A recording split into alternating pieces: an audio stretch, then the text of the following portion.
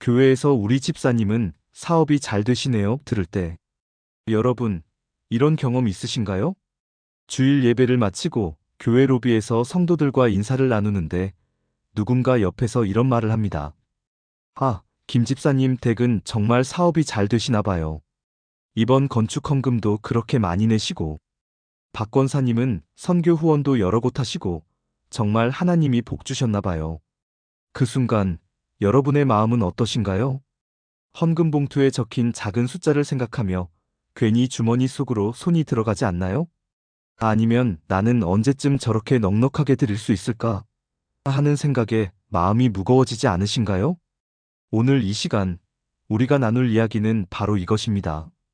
교회 안에서, 그것도 하나님 앞에서조차 우리를 짓누르는 비교의 무게에 대해서 말이죠. 중년이 되면서 더욱 선명해지는 이 현실. 같은 나이대의 성도들과 자연스럽게 비교하게 되는 경제적 능력.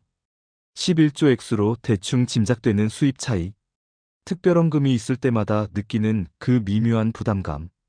이 모든 것들이 우리의 신앙생활을 어떻게 흔들고 있는지, 그리고 하나님께서는 이런 우리를 어떻게 보고 계시는지 함께 살펴보겠습니다. 여러분은 혼자가 아닙니다. 많은 신앙인들이 이 고민을 안고 살아가고 있고, 하나님께서는 바로 그런 우리들을 사랑하고 계십니다. 지금부터 시작되는 이야기를 통해 비교라는 무거운 짐을 내려놓고 진정한 자유를 찾아가시기를 바랍니다. 챕터 1. 헌금 봉투 속 숨겨진 비교. 여러분, 솔직하게 말해보겠습니다. 저도 교회를 다니면서 이런 경험이 있었습니다. 헌금 시간이 되면 앞 사람의 헌금 봉투를 슬쩍 보게 되는 거예요. 물론 일부러 보려고 한 건 아닙니다. 그냥 자연스럽게 시야에 들어오는 거죠. 그런데 그 봉투에 적힌 숫자를 보는 순간 마음이 무거워집니다. 아, 저분은 11조를 50만 원을 내시는구나. 그럼 월급이 500만 원은 되시나 보다. 그리고 제 헌금 봉투를 보면서 생각합니다. 나는 겨우 15만 원인데. 이런 순간 여러분도 경험해 보셨을 겁니다. 11조 액수로 짐작되는 수입 차이.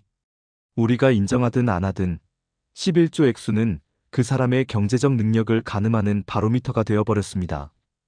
월 11조가 100만 원인 분을 보면 저분은 월급이 1000만 원이시구나 하고 자동으로 계산이 됩니다. 그리고 자연스럽게 제 형편과 비교하게 됩니다. 나는 언제쯤 저 정도 될까? 하나님께서 나에게는 왜 그런 복을 안 주실까? 특히 중년이 되면서 이런 비교는 더욱 절실해집니다. 자녀 교육비는 늘어나고 부모님 병원비는 걱정이고 노후 준비는 턱없이 부족한데 옆에서는 여유롭게 11조를 드리는 모습을 보면 마음이 착잡해집니다. 감사헌금, 특별헌금 때마다 느끼는 부담감. 더 힘든 건 특별헌금이 있을 때입니다. 건축헌금, 선교헌금, 감사헌금. 목사님이 강단에서 말씀하십니다. 하나님께서 여러분에게 주신 복을 생각하며 감사한 마음으로 드리시기 바랍니다. 그 순간 마음이 무겁습니다. 감사할 복이 뭐가 있지? 요즘 장사는 안 되고, 월급은 안 오르고, 집값은 떨어지고. 그런데 주변을 보면 큰 금액의 헌금을 드리는 분들이 있습니다. 헌금위원이 고액 헌금자들을 호명할 때 그 이름 목록에 제 이름이 없다는 게 괜히 부끄럽습니다. 김철수 집사님 500만 원, 박영희 권사님 300만 원. 그 순간 제가 낸 5만 원이 초라하게 느껴집니다. 믿음이 좋으면 많이 낼 수 있다는 무언의 압박. 교회에는 말하지 않아도 은연중에 퍼져 있는 분위기가 있습니다. 믿음이 좋은 사람은 헌금도 많이 낸다. 하나님을 신뢰하는 사람은 기꺼이 드린다. 이런 메시지들이 설교에서도 간증에서도 자주 나옵니다. 그러면 자연스럽게 이런 생각이 듭니다. 내가 헌금을 적게 내는 건 믿음이 부족해서인가? 더 믿으면 하나님이 더 많이 주셔서 더 많이 낼 수 있는 건가? 특히 중년이 되면서 경제적으로 여유가 없어질 때 이런 생각은 더욱 괴롭습니다. 젊을 때는 아직 시간이 있어 했는데 이제는 언제까지 이럴까? 하는 조급함이 생깁니다. 헌금 시간마다 움츠러드는 마음. 결국 헌금 시간이 되면 마음이 움츠러듭니다. 기쁘고 감사한 마음으로 드려야 할 헌금이 부담과 비교의 시간이 되어버렸습니다. 헌금 봉투에 금액을 쓸 때도 주변을 의식하게 됩니다. 이 정도면 너무 적나? 옆 사람이 보면 어떻게 생각할까? 심지어 헌금 봉투를 헌금함에 넣을 때도 다른 봉투들과 비교해서 제 봉투가 얇아 보이는 것 같아서 부끄럽습니다. 이런 마음으로 드리는 헌금이 과연 하나님께서 기뻐 받으실까요? 고린도후서 9장 7절에서 바울은 이렇게 말했습니다. 각각 그 마음에 정한 대로 할 것이요 인색함으로나 억지로 하지 말지니 하나님은 즐겨내는 자를 사랑하시느니라. 즐겨내는 자를 사랑하신다고 하는데 우리는 즐겨내고 있을까요? 아니면 비교하고 부담스러워하고 억지로 내고 있을까요? 여러분, 이것이 바로 우리의 현실입니다. 교회 안에서도 하나님 앞에서도 우리는 비교하고 있습니다. 그리고 그 비교는 우리의 신앙을 병들게 하고 있습니다. 하지만 하나님께서는 이런 우리의 마음을 다 알고 계십니다. 그리고 우리에게 진정한 자유를 주고 싶어 하십니다. 다음 챕터에서는 이런 비교 의식이 어떻게 교회 안에서 계급을 만들어내는지, 그리고 우리가 놓치고 있는 중요한 것들이 무엇인지 함께 살펴보겠습니다. 챕터 2. 교회 안의 경제적 계급 의식.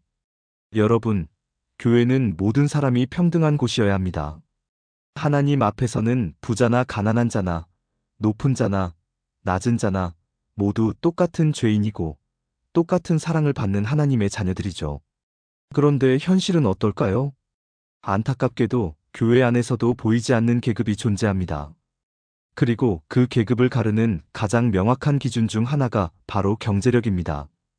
건축 헌금, 고액 헌금자 명단과 좌석 배치. 몇 년 전 우리 교회에서 새 성전을 건축할 때의 일입니다. 건축위원회에서 헌금 현황을 발표하는데 고액 헌금자들의 이름이 하나씩 호명됩니다. 1,000만 원 이상 김 대표님, 박 사장님, 이사모님, 500만 원 이상 최 집사님, 정권사님. 그 순간 회중석에 묘한 분위기가 흐릅니다. 이름이 호명된 분들은 겸손한 척하면서도 어딘가 뿌듯해하는 표정이 보이고, 그렇지 않은 분들은 괜히 주눅이 드는 모습이 역력합니다. 더 놀라운 건 그 다음입니다. 새 성전 봉헌 예배 때 좌석 배치를 보니 고액 헌금자들이 앞쪽 좋은 자리에 앉아 계시는 거예요. 물론 공식적으로 헌금 많이 낸 분들 앞으로 오세요라고 한 건 아닙니다. 하지만 은연중에 그렇게 되어버린 거죠. 그 모습을 보면서 생각했습니다. 여기가 하나님의 집인가? 돈의 집인가? 선교 후원금으로 드러나는 형편 차이. 선교 후원도 마찬가지입니다. 선교 보고회 때마다 후원자 명단이 발표됩니다. A 선교사님 후원 월 100만 원 마이너스 김 사장님 가정. B 선교사님 후원 월 50만 원 마이너스 박 집사님 가정. C 선교사님 후원 월 10만 원 마이너스 이권사님 가정. 후원 금액으로 각 가정의 경제적 여건이 그대로 드러납니다. 그리고 자연스럽게 서열이 생깁니다. 많이 후원하는 분들은 선교에 헌신하는 분으로 대접받고, 적게 후원하는 분들은 형편이 어려운 분 또는 선교에 관심이 적은 분으로 여겨집니다. 한 번은 이런 일이 있었습니다. 선교 헌신 예배에서 목사님이 말씀하셨어요. 선교는 모든 성도의 의무입니다. 직접 갈 수 없으면 기도와 헌금으로라도 참여해야 합니다. 그 순간 옆에 앉은 권사님이 작은 소리로 중얼거리셨습니다. 우리도 후원하고 싶은데 형편이. 그 말에 담긴 아픔을 느낄 수 있었습니다. 선교에 참여하고 싶은 마음은 간절한데 경제적 여건이 따라주지 않는 안타까운 말이죠. 하나님이 복 주셨으니 많이 내는 거지라는 시선. 더 문제가 되는 건 이런 분위기입니다. 저분은 하나님께서 사업을 축복해 주셔서 헌금을 많이 내시는 거야. 역시 믿음이 좋으니까 하나님이 복을 주셨나 봐. 이런 말들이 자연스럽게 오가면서 경제적 성공을 하나님의 축복과 직접 연결시키는 분위기가 만들어집니다. 그러면 반대로 경제적으로 어려운 사람들은 어떻게 느낄까요? 나는 하나님께 복을 못 받았나? 내 믿음이 부족해서 이런가? 이런 생각에 빠지게 됩니다. 특히 중년이 되어서 사업이 어려워지거나 명예퇴직을 당하거나 건강이 나빠져서 경제활동이 어려워진 분들에게는 이런 시선이 더욱 아픕니다. 가난을 믿음 부족으로 보는 왜곡된 관점. 가장 심각한 문제는 가난을 믿음의 문제로 보는 시각입니다. 기도 열심히 하고 11조 잘 내면 하나님이 복 주신다. 믿음으로 살면 가난할 리가 없다. 이런 메시지들이 설교에서도 간증에서도 자주 나옵니다.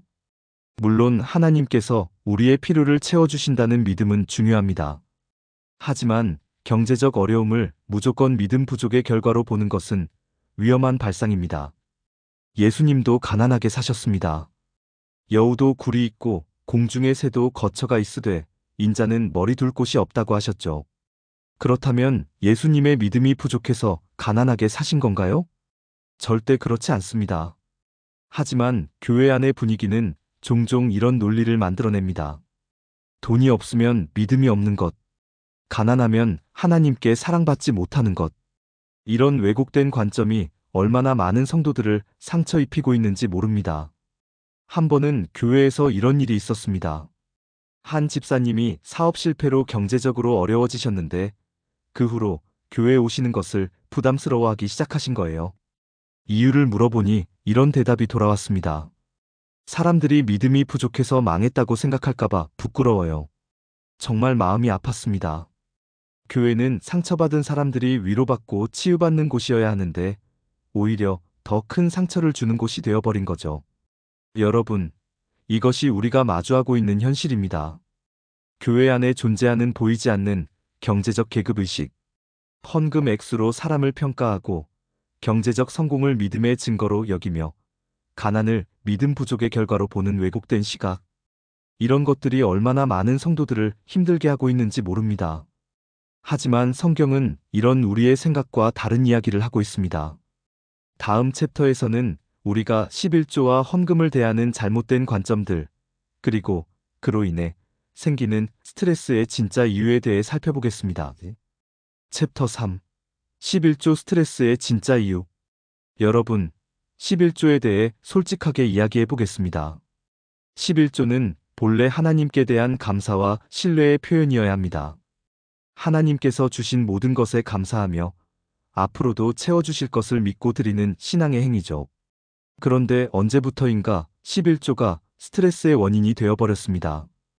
기쁨이 아닌 부담으로, 감사가 아닌 강박으로 다가오고 있어요. 도대체 왜 이런 일이 생겼을까요? 생활비 부족해도 억지로 내는 11조. 김 집사님의 이야기입니다. 매월 월급이 들어오면 가장 먼저 하는 일이 11조를 계산하는 것입니다. 월급 300만 원의 10%인 30만 원. 하지만 그 30만 원을 떼고 나면 270만 원으로는 한 달 생활이 빠듯합니다. 집세, 관리비, 생활비, 자녀 학원비. 계산해보면 이미 300만 원을 넘어갑니다. 그래도 11조는 먼저 드려야 한다고 배웠기 때문에 억지로 떼어놓습니다. 그리고 나머지 돈으로 한 달을 버텨야 합니다. 월말이 되면 통장 잔고는 바닥나고 카드값은 밀리고 급한 일이 생기면 대출을 받아야 합니다. 그런데 다음 달이 되면 또 똑같이 11조를 먼저 떼어놓습니다. 왜일까요? 11조를 안 내면 하나님께 저주받는다는 두려움 때문입니다. 말라기 3장에 11조를 안 내면 도적질하는 것이라는 말씀이 머릿속에서 떠나지 않아요. 그래서 생활비가 부족해도 빚을 져야 해도 억지로 11조를 냅니다. 이런 상황에서 드리는 11조가 과연 하나님께서 기뻐 받으실까요? 다른 가정의 넉넉한 헌금을 보며 느끼는 자괴감. 박 권사님은 또 다른 고민이 있습니다. 11조는 어떻게든 드리고 있지만 감사헌금이나 특별헌금 때는 정말 부담스럽습니다. 작년 추수감사절 때의 일입니다. 감사헌금을 드리라고 하는데 형편상 5만 원이 고작이었어요. 그런데 옆자리 집사님이 감사헌금으로 50만 원을 드리는 걸 보게 됐습니다. 그 순간 마음이 무너졌어요. 저분은 나보다 10배나 감사할 일이 많나? 아니면 내가 감사할 줄 모르는 건가? 헌금액으로 감사의 정도를 재게 되는 자신이 초라했습니다. 더 힘든 건 그 후였어요. 그 집사님이 간증을 하시는데 하나님께서 사업을 크게 축복해 주셔서 감사한 마음으로 드렸다고 하시더라고요. 그 말을 들으면서 생각했습니다. 그럼 나는 하나님께 복을 못 받은 건가? 감사할 일이 없는 건가? 사실 박 권사님도 감사할 일이 많았어요. 가족이 건강하고 큰 사고 없이 지내고 비록 넉넉하지는 않지만 먹고 살만하고 하지만 헌금액이 작으니까 그 감사가 작아 보이는 것 같았습니다. 복 받으려면 더 내야 하나? 하는 강박.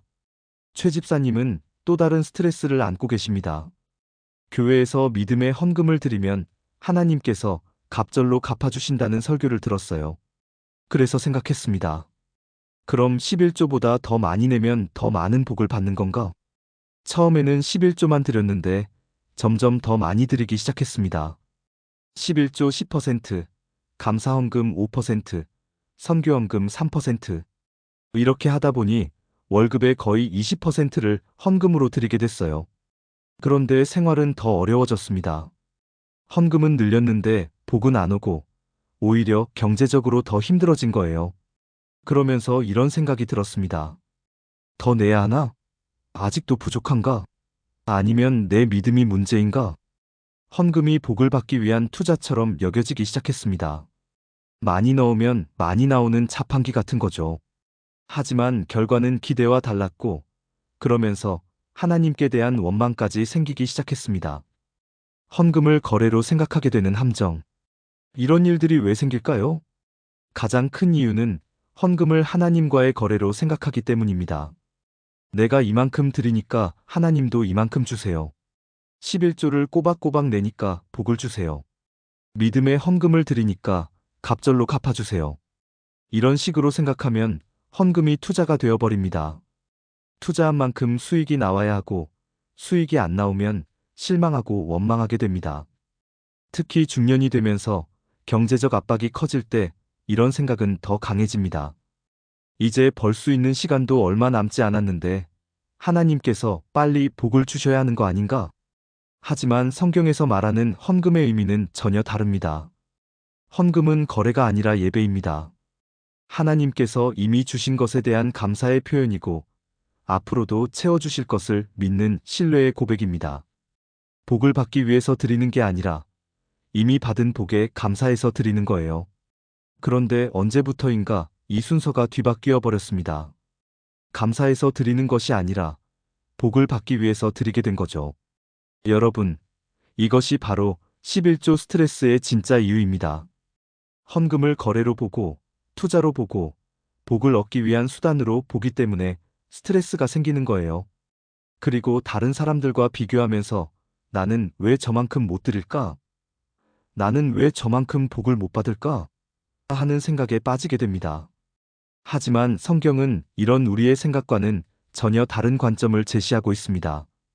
다음 챕터에서는 성경이 말하는 진짜 복이 무엇인지, 그리고 하나님께서 우리의 헌금을 어떻게 보고 계시는지 살펴보겠습니다. 그 이야기를 통해 여러분의 무거운 마음이 조금이라도 가벼워지기를 바랍니다. 챕터 4. 성경이 말하는 진짜 복. 여러분, 이제 성경이 말하는 진짜 복에 대해 이야기해 보겠습니다. 우리가 지금까지 생각해온 복과 성경이 말하는 복 사이에는 큰 차이가 있어요. 우리는 보통 복을 경제적 풍요, 건강, 성공 이런 것들로 생각합니다. 물론 이런 것들도 하나님의 복이 맞아요. 하지만 성경이 말하는 복은 훨씬 더 깊고 넓은 의미를 담고 있습니다. 그리고 무엇보다도 경제적 형편과는 전혀 상관없는 복들이 있다는 것을 보여주고 있어요. 욥의 이야기 고난 속에서도 신실했던 믿음. 먼저 욥의 이야기를 생각해 보겠습니다. 욥은 부자였습니다. 동방에서 가장 큰 부자였죠. 양이 7,000마리, 낙타가 3,000마리, 소가 500결이, 나귀가 500마리. 엄청난 재산을 가지고 있었어요. 그리고 무엇보다 하나님을 경외하는 신실한 사람이었습니다.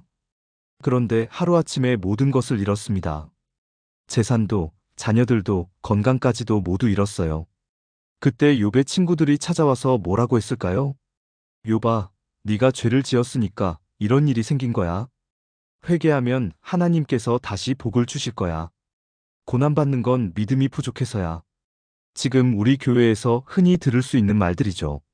하지만 욥은 어떻게 반응했을까요? 욥기 1장 21절에서 이렇게 고백합니다. 내가 모태에서 알몸으로 나왔은즉 또한 알몸으로 돌아가올지라. 주신 이도 여호와시요 거두신 이도 여호와시오니 여호와의 이름이 찬송을 받으실지니이다. 놀랍지 않습니까? 모든 것을 잃고도 하나님을 원망하지 않고 오히려 찬송한다고 하는 거예요. 여러분, 이것이 진짜 복입니다. 환경이 어떻게 변해도 흔들리지 않는 하나님에 대한 신뢰. 모든 것을 잃어도 하나님께서 선하시다는 것을 믿는 믿음. 이것이야말로 돈으로 살 수 없는 진짜 복이에요. 우리는 욥이 나중에 갑절로 복을 받았다는 것에만 집중하는 경우가 많습니다. 하지만 정말 중요한 건 욥이 모든 것을 잃었을 때 보여준 그 믿음이에요. 야고보서 2장 가난한 자를 택하신 하나님. 야고보서 2장 5절을 보겠습니다. 내 사랑하는 형제들아 들을지어다 하나님이 세상에서 가난한 자를 택하사 믿음에 부요하게 하시고 또 자기를 사랑하는 자들에게 약속하신 나라를 상속으로 받게 하지 아니하셨느냐? 놀라운 말씀이죠.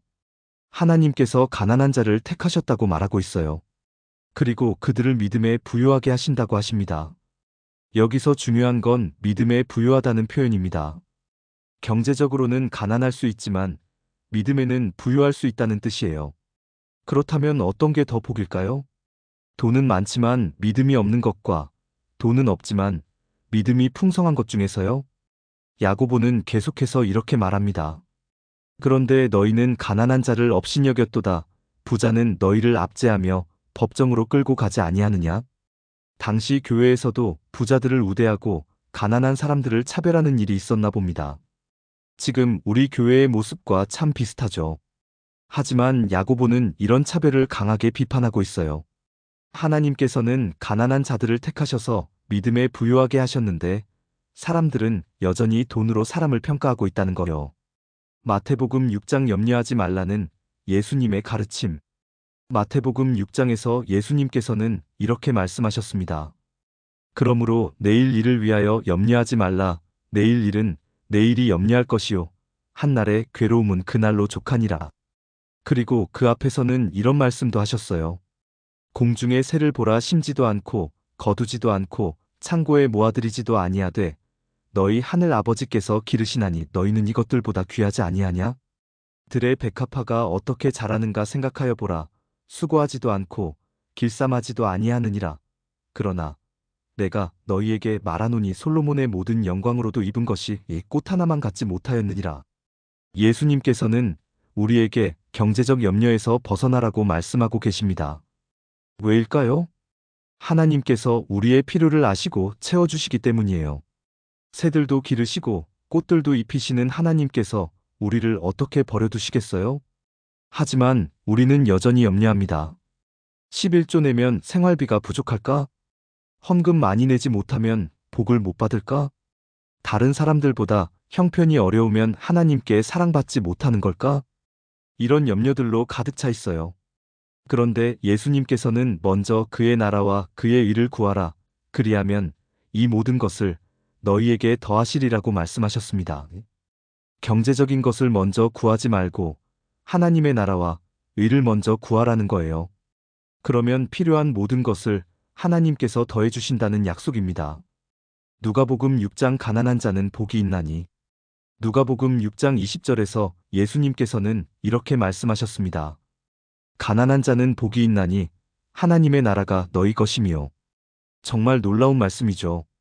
가난한 자에게 복이 있다고 하시는 거예요. 우리 생각과는 정반대죠. 우리는 보통 부자에게 복이 있다고 생각하거든요. 그런데 예수님께서는 가난한 자에게 복이 있다고 하십니다. 왜일까요? 가난한 사람들은 하나님을 더 의지하기 때문이에요. 부자들은 자신의 재산을 의지하지만 가난한 사람들은 하나님을 의지할 수밖에 없어요. 그리고 그 의지하는 마음이야말로 진짜 복의 시작이라는 거죠. 예수님께서는 계속해서 이렇게 말씀하셨습니다. 그러나 화 있을진저 너희 부유한 자여 너희는 너희의 위로를 이미 받았도다. 부자들에게는 오히려 화가 있다고 하시는 거예요. 왜일까요? 부자들은 이미 세상에서 위로를 받았기 때문에 하나님께로부터 받을 위로가 없다는 뜻이에요. 여러분, 이것이 성경이 말하는 복의 기준입니다. 경제적 풍요가 아니라 하나님을 의지하는 마음. 많이 가진 것이 아니라 하나님께 감사하는 마음. 다른 사람보다 잘 사는 것이 아니라 하나님과 동행하는 삶. 이것들이야말로 진짜 복이에요. 그렇다면 우리는 어떻게 해야 할까요? 경제적 형편에 상관없이 하나님께서 주신 진짜 복을 누리려면 어떤 마음을 가져야 할까요? 다음 챕터에서는 비교의 덫에서 벗어나는 구체적인 방법들에 대해 이야기해 보겠습니다. 챕터 5. 비교의 덫에서 벗어나는 법. 여러분, 이제 비교의 덫에서 벗어나는 구체적인 방법들에 대해 이야기해 보겠습니다. 지금까지 우리가 왜 비교하게 되는지, 그리고 성경이 말하는 진짜 복이 무엇인지 살펴봤어요. 이제는 실제로 어떻게 하면 이 무거운 짐을 내려놓을 수 있는지 함께 고민해 보겠습니다. 쉽지 않은 일이에요. 하루아침에 바뀌지도 않을 거예요. 하지만 한 걸음씩 나아가면 분명히 자유를 찾을 수 있을 것입니다. 하나님께서 각자에게 주신 고유한 계획. 첫 번째로 하나님께서는 각 사람에게 서로 다른 계획을 가지고 계신다는 것을 인정해야 합니다. 예레미야 29장 11절에서 하나님께서는 이렇게 말씀하셨어요. 여호와의 말씀이니라 너희를 향한 나의 생각을 내가 아나니 평안이요 재앙이 아니니라 너희에게 미래와 희망을 주는 것이니라. 여기서 중요한 건 너희를 향한 나의 생각이라는 표현입니다. 하나님께서는 각 사람을 향해 고유한 생각과 계획을 가지고 계세요. 김 집사님을 향한 계획과 박 권사님을 향한 계획이 다를 수 있다는 뜻이에요. 어떤 분에게는 경제적 풍요를 통해 하나님의 영광을 나타내시고 어떤 분에게는 어려운 형편 속에서도 신실한 믿음을 통해 영광을 받으실 수 있어요. 어떤 분에게는 젊어서 성공을 주시고 어떤 분에게는 중년이 되어서야 기회를 주실 수도 있어요. 중요한 건 하나님의 시간표와 방법은 사람마다 다르다는 것입니다. 고린도전서 12장에서 바울은 교회를 몸에 비유했어요. 몸은 하나인데 많은 지체가 있고 몸의 지체가 많으나 한 몸임과 같이 그리스도도 그러하니라. 그리고 이렇게 말했습니다. 만일 발이 이르되 나는 손이 아니니 몸에 속하지 아니한다 할지라도 이로써 몸에 속하지 아니한 것이 아니요. 발이 손을 부러워할 필요가 없다는 뜻이에요. 발은 발의 역할이 있고 손은 손의 역할이 있어요. 마찬가지로 우리 각자에게는 하나님께서 주신 고유한 역할과 계획이 있습니다. 다른 사람의 계획을 부러워하거나 비교할 필요가 없어요. 감사의 관점으로 내 삶 다시 보기. 두 번째로 감사의 관점으로 내 삶을 다시 보는 연습을 해야 합니다. 비교할 때는 항상 내가 없는 것에 집중하게 됩니다. 저 사람은 있는데 나는 없어. 저 사람은 되는데 나는 안 돼. 이런 식으로 생각하죠. 하지만 감사의 관점은 정반대예요. 내게 있는 것, 내게 주어진 것에 집중하는 거예요. 데살로니가전서 5장 18절에서 바울은 이렇게 말했습니다. 범사에 감사하라. 이것이 그리스도 예수 안에서 너희를 향하신 하나님의 뜻이니라. 범사에 감사하라고 했어요. 좋은 일에만 감사하라는 게 아니라 모든 일에 감사하라는 거예요. 어떻게 그럴 수 있을까요? 한 집사님의 이야기를 들려드리겠습니다. 이분은 몇 년 전에 사업이 어려워져서 월세로 이사를 가야 했어요. 작가에서 월세로 가는 게 정말 힘들었다고 하시더라고요. 처음에는 부끄럽고 창피했대요. 그런데 어느 날 기도하면서 깨달은 게 있었다고 합니다.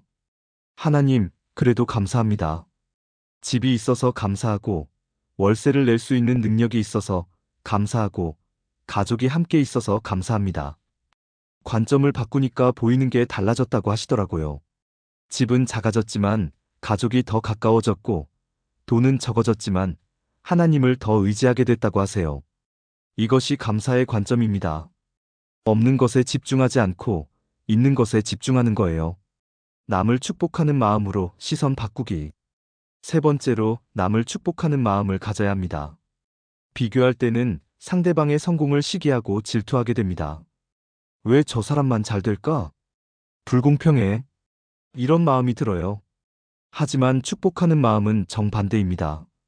상대방의 성공을 함께 기뻐하고 더 큰 복을 빌어주는 거예요. 로마서 12장 15절에서 바울은 이렇게 말했습니다. 즐거워하는 자들과 함께 즐거워하고 우는 자들과 함께 울라.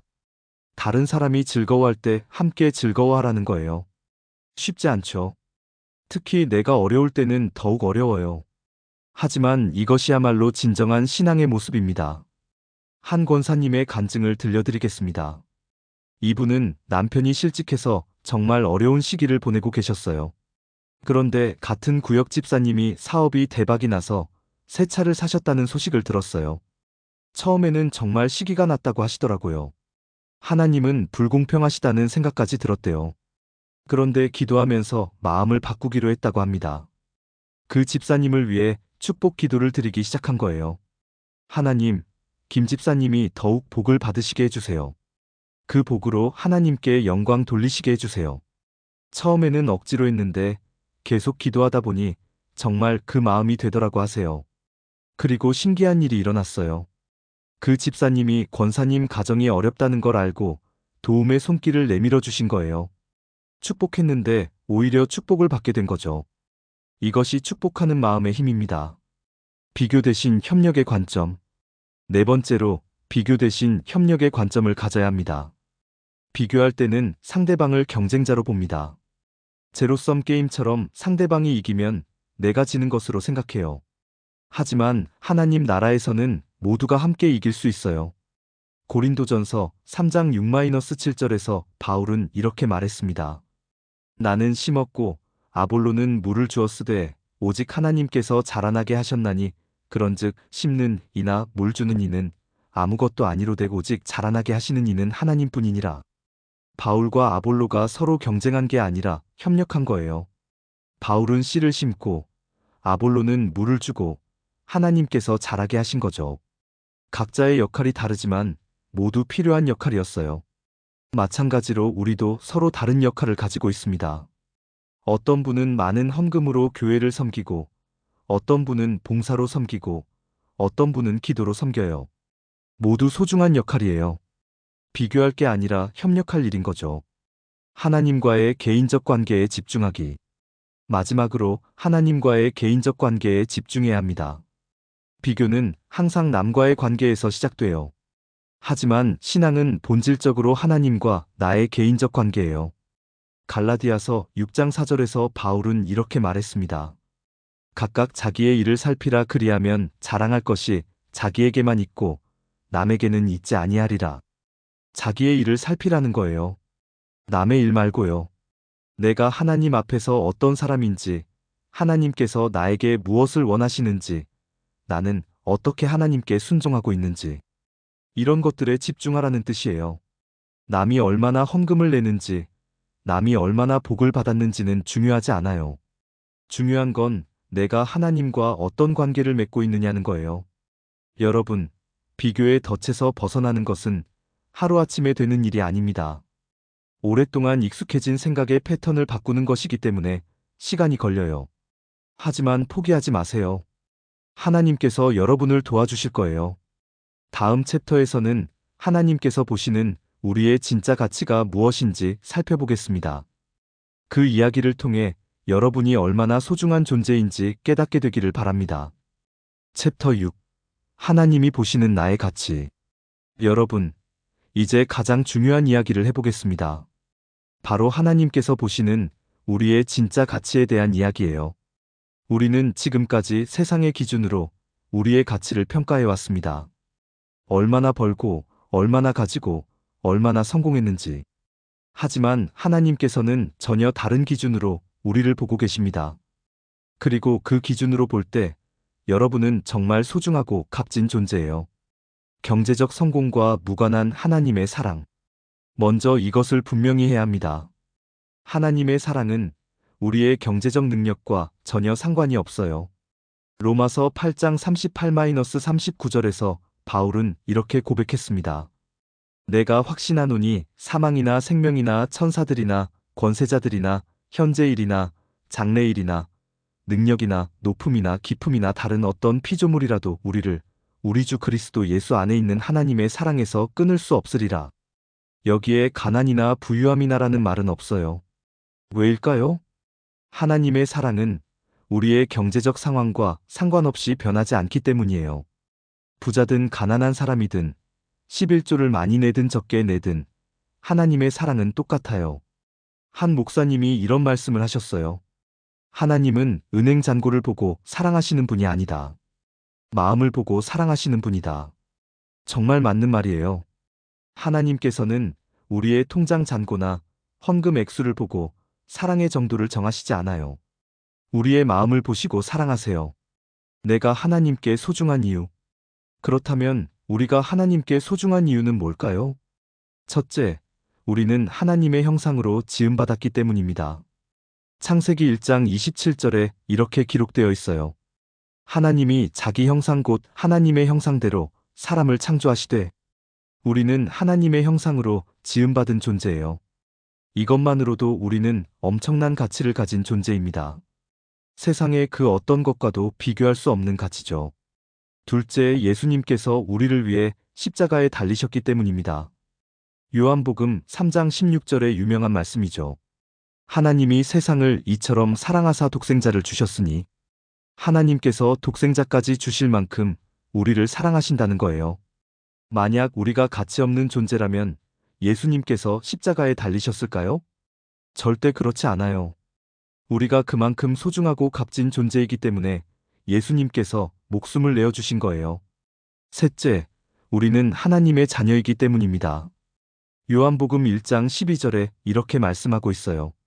영접하는 자, 곧 그 이름을 믿는 자들에게는 하나님의 자녀가 되는 권세를 주셨으니 우리는 하나님의 자녀예요. 자녀가 부모에게 소중하듯이 우리는 하나님께 소중한 존재입니다. 부모가 자녀를 사랑할 때 그 자녀의 성적이나 능력을 보고 사랑하나요? 그렇지 않죠. 그냥 내 자녀이기 때문에 사랑하는 거예요.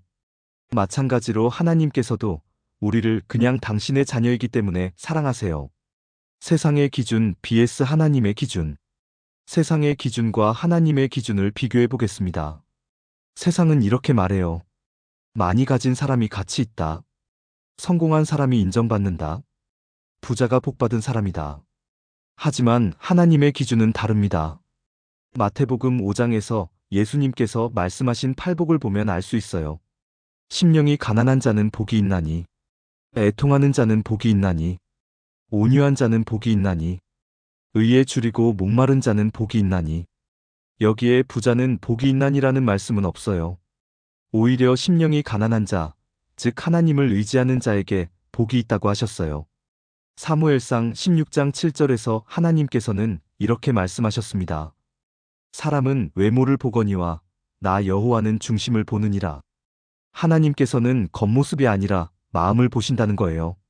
외적인 조건들, 경제적 능력, 사회적 지위, 이런 것들이 아니라 마음을 보신다는 뜻이에요. 과부의 두 렙돈 이야기 다시 보기.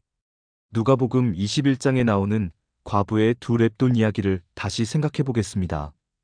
부자들은 연보계에 많은 돈을 넣었어요. 아마 수십만 원, 수백만 원 되었을 거예요. 그런데 한 가난한 과부가 두 렙돈, 우리 돈으로 몇백 원 정도를 넣었어요. 사람들의 눈에는 부자들의 헌금이 더 크게 보였겠죠. 하지만 예수님께서는 뭐라고 하셨을까요? 내가 참으로 너희에게 말하노니 이 가난한 과부가 모든 사람보다 많이 넣었도다. 금액으로는 가장 적었지만 예수님께서는 가장 많이 넣었다고 하셨어요. 왜일까요? 부자들은 풍족한 중에서 넣었지만 과부는 생활비 전부를 넣었기 때문이에요. 하나님께서는 액수를 보시는 게 아니라 마음을 보신다는 거죠. 여러분, 이것이 하나님의 기준입니다. 얼마나 내느냐가 아니라 어떤 마음으로 내느냐? 얼마나 가졌느냐가 아니라 어떤 마음을 가졌느냐? 내 작은 헌금도 하나님께는 소중해. 혹시 여러분 중에 내 헌금은 너무 작아서 하나님께서 기뻐하지 않으실 것 같다고 생각하는 분이 계신가요? 절대 그렇지 않아요. 하나님께서는 여러분의 작은 헌금도 너무나 소중하게 여기세요. 왜냐하면 그 헌금에 담긴 여러분의 마음을 아시기 때문이에요. 어려운 형편에도 불구하고 하나님께 드리려는 그 마음. 적지만 정성스럽게 준비한 그 마음. 다른 사람들과 비교하지 않고 하나님께만 집중하려는 그 마음. 하나님께서는 이 모든 것을 다 아시고 기뻐하세요. 고린도후서 8장 12절에서 바울은 이렇게 말했습니다. 할 마음만 있으면 있는 대로 받으실 터이요 없는 것을 받지 아니하시리라. 할 마음만 있으면 받으신다는 거예요. 액수가 문제가 아니라 마음이 문제라는 뜻이에요. 하나님 앞에서의 나의 정체성. 여러분, 이제 정리해 보겠습니다. 하나님 앞에서 여러분은 누구입니까? 하나님의 형상으로 지음받은 소중한 존재입니다. 예수님의 피로 구원받은 값진 존재입니다. 하나님의 사랑받는 자녀입니다. 이것이 여러분의 진짜 정체성이에요. 통장 잔고가 여러분의 정체성이 아니에요. 헌금 액수가 여러분의 가치를 결정하지 않아요. 다른 사람과의 비교가 여러분의 신앙을 평가하지 않아요. 여러분은 하나님께 소중하고 값진 존재입니다. 그것만으로도 충분해요. 이제 마지막 이야기만 남았습니다. 지금까지의 모든 내용을 정리하고 실제로 어떻게 적용해서 살아갈 것인지에 대해 나누겠습니다. 마무리 및 적용. 여러분, 긴 여행을 함께 해주셔서 감사합니다. 우리는 오늘 교회에서 우리 집사님은 사업이 잘 되시네요. 들을 때라는 무거운 주제로 시작해서 비교와 경쟁의 덫에서 벗어나 하나님 안에서 진정한 자유를 찾는 이야기까지 나누었습니다. 핵심 메시지 요약. 첫째, 헌금과 11조는 거래가 아닌 예배입니다. 복을 받기 위한 투자가 아니라 이미 받은 은혜에 대한 감사의 표현이에요. 둘째, 하나님의 사랑은 우리의 경제적 능력과 무관합니다. 부자든 가난한 사람이든 하나님 앞에서는 모두 똑같이 소중한 자녀들입니다. 셋째, 진정한 복은 물질적 풍요가 아닙니다. 하나님과의 관계, 변하지 않는 믿음, 감사하는 마음이야말로 진짜 복입니다. 넷째, 비교는 우리를 병들게 하지만 감사와 축복의 마음은 우리를 자유롭게 합니다. 실천 포인트. 이제 어떻게 살아갈까요? 헌금할 때마다 이렇게 기도해 보세요. 하나님, 제게 주신 모든 것에 감사하며 드립니다. 액수는 작지만 정성은 큽니다. 다른 사람의 성공을 들을 때마다 축복해 보세요. 하나님, 그분에게 더 큰 복을 주시고 그 복으로 하나님께 영광 돌리게 하소서. 매일 하나씩 감사 제목을 찾아보세요. 작은 것이라도 좋습니다. 건강, 가족, 오늘 하루. 무엇이든 감사할 수 있는 것을 찾아보세요. 하나님과의 개인적 관계에 집중하세요. 남과 비교하지 말고 하나님께서 나에게 원하시는 것이 무엇인지 기도로 구해보세요. 여러분, 이 길이 쉽지 않을 것입니다. 비교하는 습관을 바꾸는 것은 하루아침에 되지 않아요. 하지만 포기하지 마세요. 하나님께서 도와주실 거예요. 교회에서 우리 집사님은 사업이 잘 되시네요 라는 말을 들을 때 이제는 움츠러들지 마세요. 대신 이렇게 생각해 보세요. 하나님께서는 저분에게도 나에게도 각각 다른 계획을 가지고 계시구나. 나는 내게 주신 것에 감사하며 내 자리에서 최선을 다하자. 여러분은 하나님께 소중하고 값진 존재입니다. 그것만으로도 충분해요. 이제 비교라는 무거운 짐을 내려놓고 하나님 안에서 진정한 자유와 평안을 누리시기를 축복합니다. 하나님께서 여러분과 함께 하시고 여러분을 인도하실 것입니다.